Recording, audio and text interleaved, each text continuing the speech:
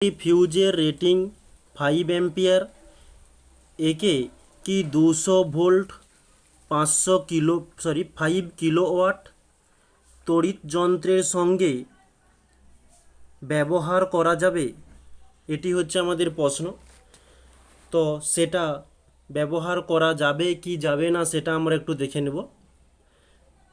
তো প্রথমত আমাদের প্রশ্নের মধ্যে ভি সমান বলেছে 200 ভোল্ট এবং পি এর মান বলেছে 5 কিলোওয়াট। তো এখান থেকে আমাদের ওয়াটে যেতে হবে। তার জন্য আমরা 5কে 1000 দিয়ে গুণ দিলাম, তাহলে আমরা পেয়ে যাচ্ছি 5000 ওয়াট। ওকে, এবারে আমরা এখানে একটা সমীকরণ জানি, যে আমরা জানি আই সমান নয়,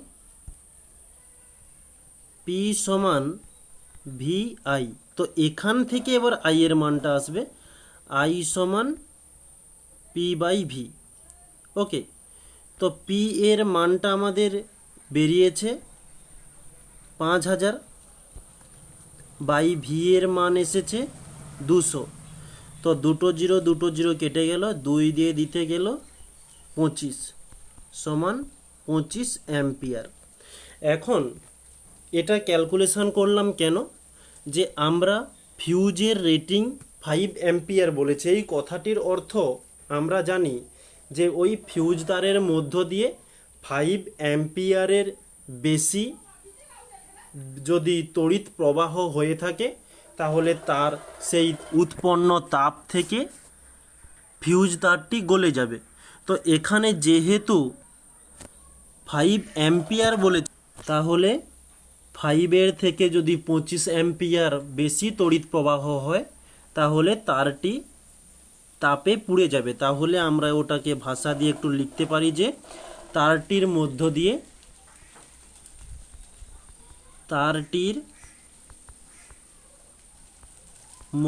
দিয়ে 25 অ্যাম্পিয়ার প্রবাহ হলে তারটি তাপে গলে যাবে। অতএব এই 200 ভোল্ট 5 কিলোওয়াট যন্ত্রে 5 অ্যাম্পিয়ার এর ফিউজ ব্যবহার করা যাবে না। ওকে, এই হচ্ছে আমাদের উত্তর।